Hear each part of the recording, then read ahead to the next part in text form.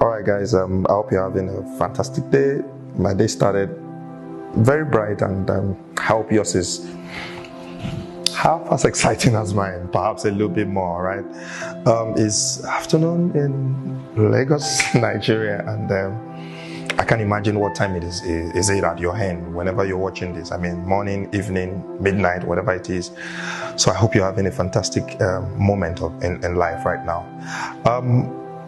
While I was on my way here driving myself, I mean, a few interesting thoughts dropped in my mind about what exactly I should be talking about today. And I mean, perhaps the first I would like to talk about is what I'll call the choice between the yin and the yang.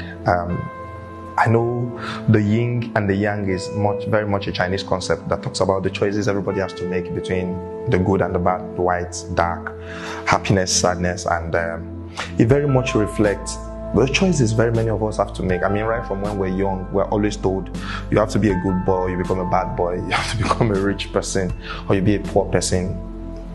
More likely than not, that is the wiring that most of us have. That is how we grew up. That's how we're schooled. That's how we're acculturated.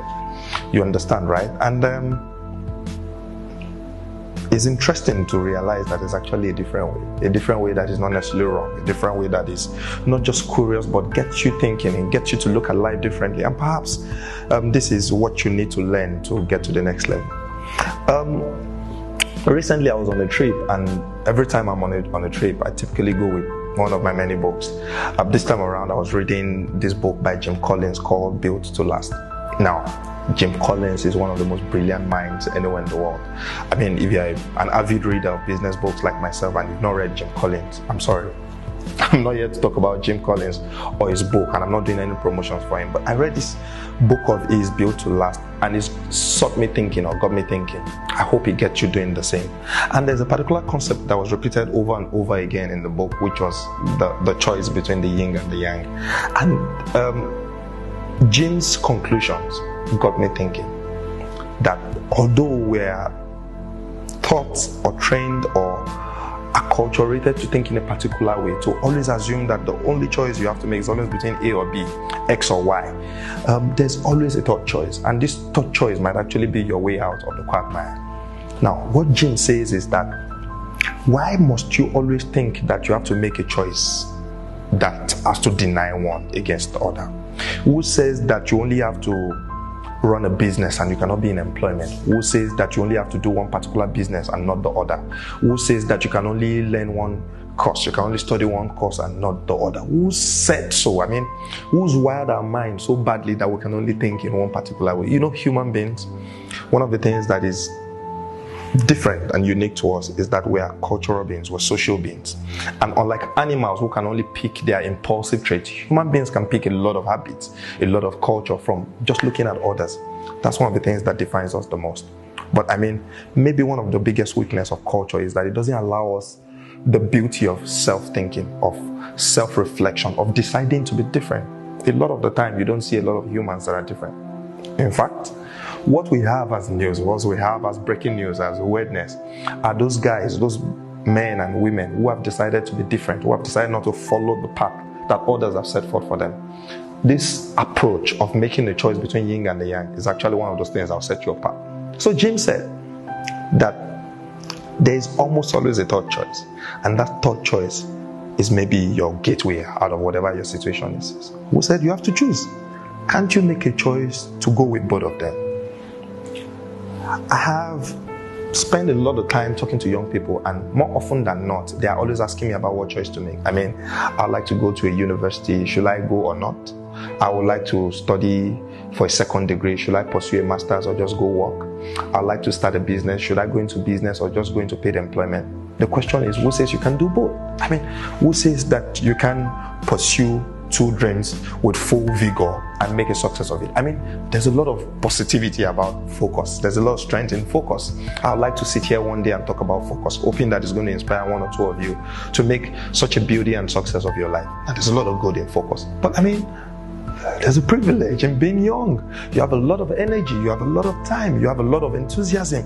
Why don't you deploy them and pursue all of the dreams that God has given you? in any case, I mean, there's no guarantee that there's one that is going to lead you to a path of success against the other. Who said? I mean, if anybody had clear pictures of what the future would be, I mean, there will be no experiences in life. So who says that you only have to be in employment against starting a business? Why can't you do both? I mean, I'm currently in employment and I have businesses that I run.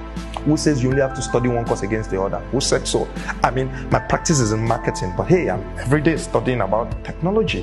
Who says that you only have to go study for your master's and never have to start a job? I mean, why can't you be in a job and also try for your master's? Who says that, oh, you only have to work in a particular way and never learn a skill? I mean, who said? You can have both of them.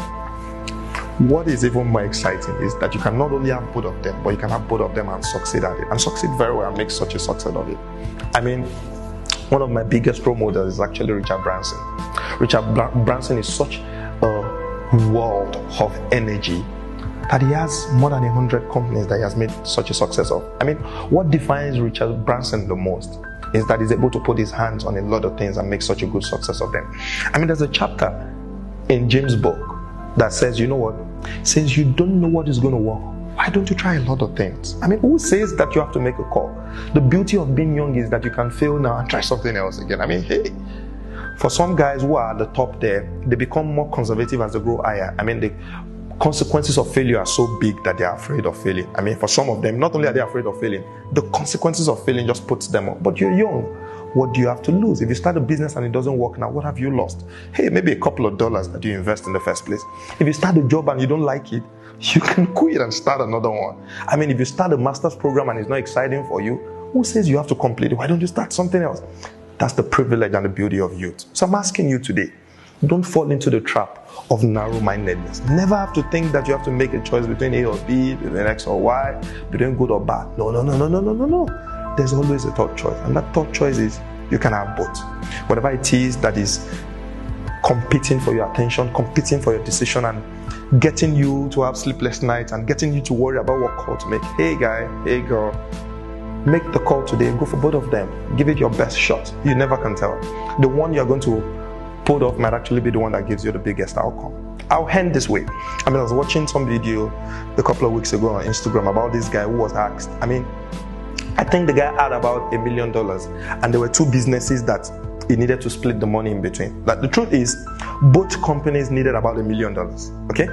I'll give you this scenario. This guy was a millionaire. He had two businesses, and both companies needed $1 million each, but he only had $1 million. So they asked him, when you made this call, which of the businesses did you put the $1 million? The guy said, you know what? I just split the $1 million between the two businesses. The truth is, even though one of the businesses died, you would never have known how it was going to die. The learnings you would have had from businesses that didn't succeed would have made a difference for you. So I'm asking you today, don't fall into that narrow-minded trap. Never have to make that call. Go for both of them. Go for all of them. Go for all of the experiences you can have. And I'm sure somewhere along the line, even if you don't make a success of every one of them, you're going to learn a thing or two. It's going to define your existence. I hope you continue to win, all right? Cheers, guys.